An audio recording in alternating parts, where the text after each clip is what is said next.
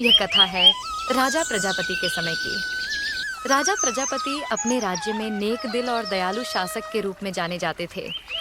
वे केवल सिंहासन पर बैठकर राज नहीं करते थे, बल्कि कई बार भेष बदलकर गांव-गांव जाते और अपनी प्रजा का हाल स्वयं जानते थे। उनका मानना था, जिस राजा को अपनी प्रजा का दर्द समझ में आ जाए, वही सच्चा राजा होता है। राजा की एकमात्र संतान थी उनकी पुत्री मोहिनी। वह जितनी सुंदर थी, उतनी ही बुद्धिमान और संवेदनशील भी। एक दिन वह राजा के पास आई और बोली, पिताजी, आप तो अक्सर भेष बदलकर गांव जाते हैं। आज मुझे भी अनुमति दीजिए। मैं लोगों के बीच रहकर उनकी परेशानियां जानना चाहती हूँ। बेटी, दुनिया बाहर से जैसी दिखती है वैसी होती नहीं, पर मुझे तुम पर भरोसा है। अगले ही दिन मोहिनी साधारण कपड़ों में भेष बदलकर गांव पहुंच गई। गांव का दृश्य बड़ा सुखद था। कहीं किसान खेतों में मेहनत कर रहे थे, कहीं बाजार में सब्जी वाले आवाज लगा रहे थे। लोग हंसते बोलते दिखाई दे रहे थे। पहली नजर में सब कुछ ठीक लग रहा था। तभी उसकी नजर एक कोने में खड़े एक बूढ़े और कमजोर आदमी पर पड़ी। उसके सामने सब्जी पूरी का ठेला था, पर वहां कोई ग्राहक नहीं था। मोहिनी ठेले के पास गई। काका, एक प्लेट सब्जी पूरी देना। उसने प्यार से प्लेट परोस दी। खाते हुए मोहिनी बोली, काका, स्वाद तो बहुत अच्छा है, फिर लोग यहाँ क्यों नहीं आते? काका कुछ बोलते उससे पहले एक गांव का आदमी वहां आ गया। ए लड़की, तू इस मनहूस के ठेले पर क्यों खा रही है? ऐसा क्यों बोल रहे हो? ये तो गरीब है और इनका खाना भी लाजवाब है। जा यहाँ से। ये आदमी काला जादू करता है, लोगों को नुकसान पहुँचाता है। इतना कहकर वह चला गया। मोहिनी ने काका की आंखों में झांका। काका, ये आदमी ऐसा क्यों कह रहा था? बेटी, इस गांव के लोग ऊपर से अच्छे हैं, पर अंदर से डरपोक और बेरहम। बिना सच जाने किसी को भी दोषी ठहरा देते हैं। मैं मेहनत करता हूँ, पर मुझे मनहूस कहकर दूर कर दिया गया। काका, कुछ दिन सब्र रखो, वक्त बदलेगा। सब लोग आपके ही ठेले पर आएंगे। शाम को महल लौटकर मोहिनी ने राजा प्रजापति को सब कुछ बता दिया। राजा गहरी सोच में डूब गए। कुछ देर बाद बोले, बेटी, कल मैं खुद जाऊंगा। अब सच और झूठ का फैसला होगा। और यहीं से न्याय की असली परीक्षा शुरू होने वाली थी। अगली सुबह राजा प्रजापति भेष बदलकर गांव जाने की तैयारी ही कर रहे थे कि तभी रानी घबराई हुई आई। महाराज, जल्दी चलिए, मोहिनी अभी तक उठी नहीं है। क्या अभी तक नहीं उठी? वे बिना एक पल गंवाए मोहिनी के कक्ष की ओर दौड़े। कमरे में राजवैद्य पहले से मौजूद थे। मोहिनी पलंग पर निश्चल पड़ी थी। सांस चल रही थी, पर आंखें बंद थीं।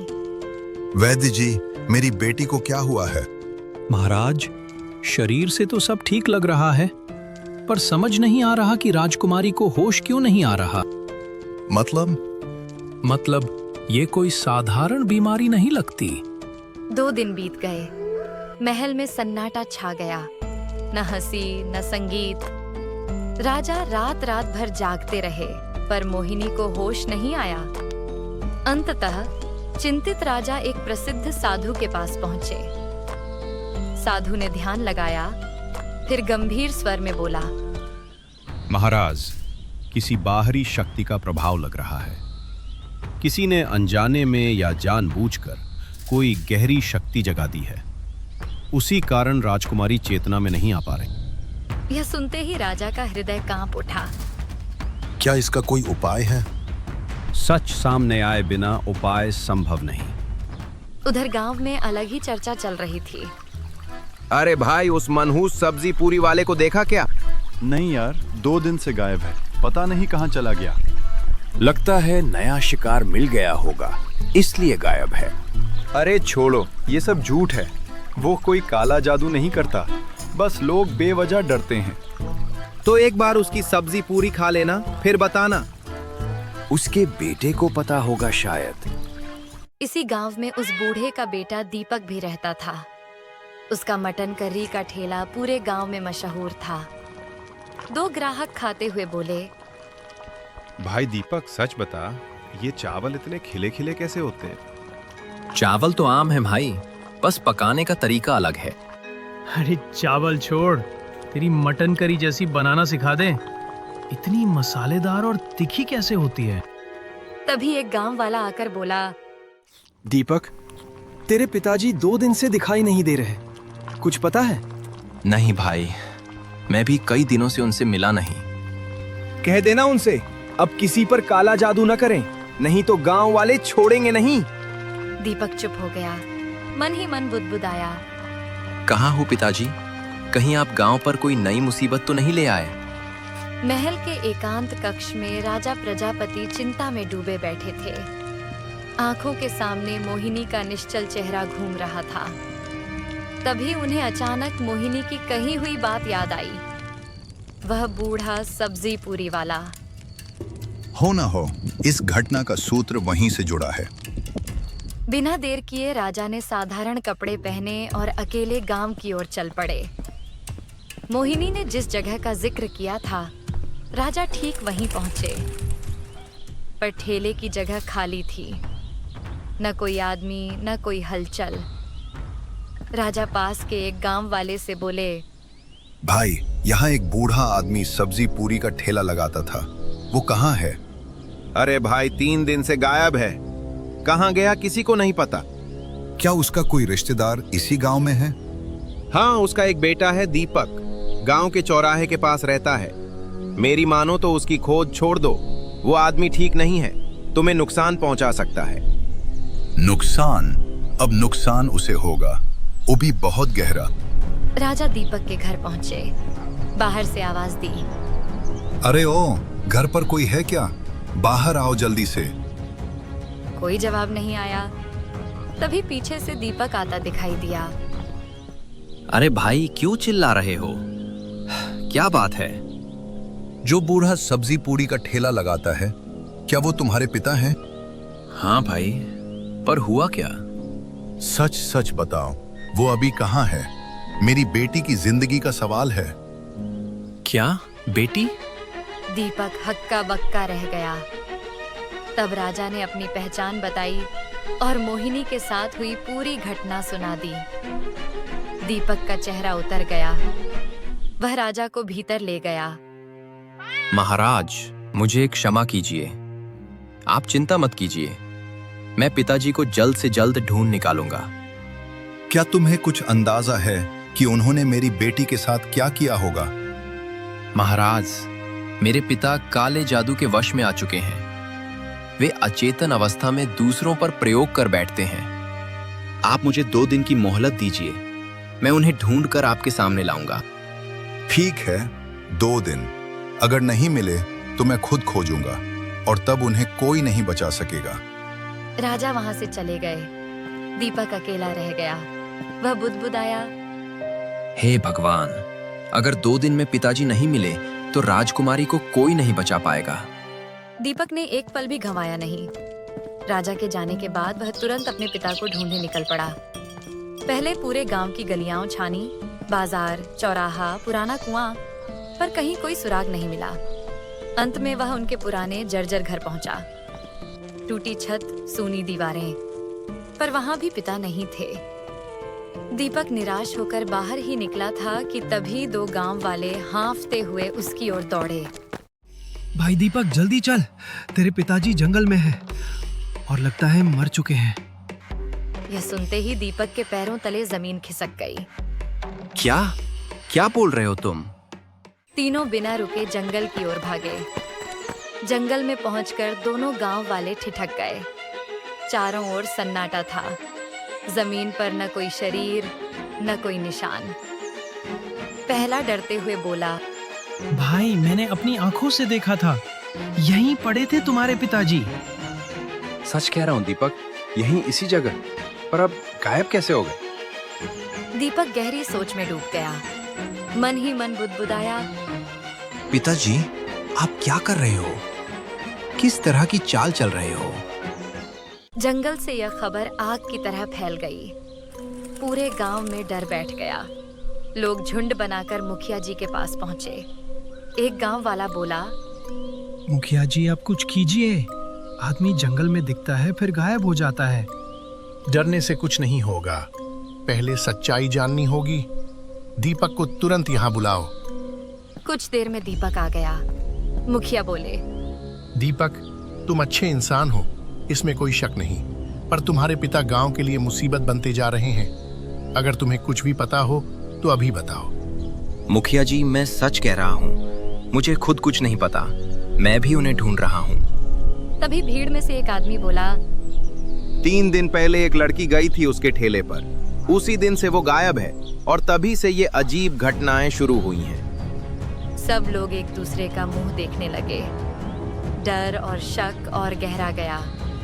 उधर महल में मोहिनी की हालत और बिगड़ती जा रही थी। सांसें हल्की हो चली थीं।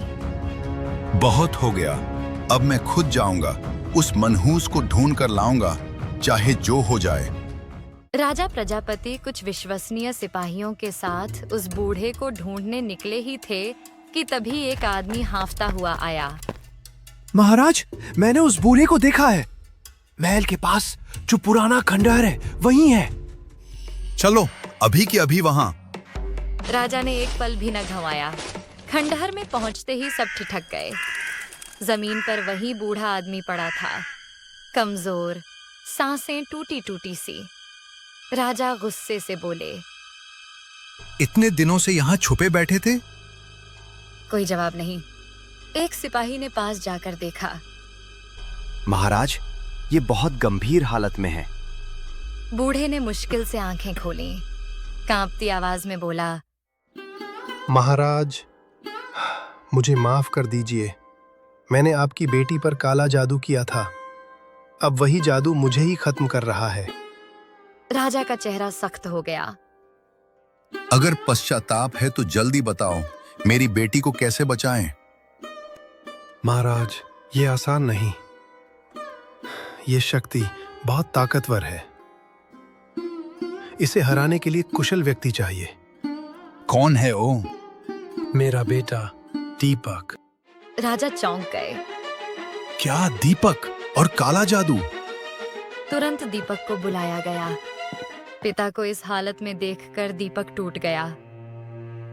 पिताजी, ये सब क्या हो गया? बेटा, मेरी गलती अब तुम सुधारो। मुझे पता है तुम्हें सारी विद्या आती है। मेरी खातिर हमारी रानी को बचा लो। मैं बचाऊंगा पिताजी, जरूर बचाऊंगा। और हाँ, हमारा सब्जी पूरी वाला ठेला कभी बंद मत होने देना। उसी में सारा राज छुपा है। इतना कहकर उसकी सांसें थम गईं। दीपक टूट गया, पर समय बहुत कम था। उसने खुद को संभाला और राजा से बोला, महाराज, आप महल चलिए, मैं थोड़ी देर में आता हूँ। दीपक घर पहुंचा, बड़ा हवन किया। उसने एक प्लेट अपने मटन करी के ठेले से करी और पिता के ठेले से एक पूरी ली और कुछ मंत्र पढ़े।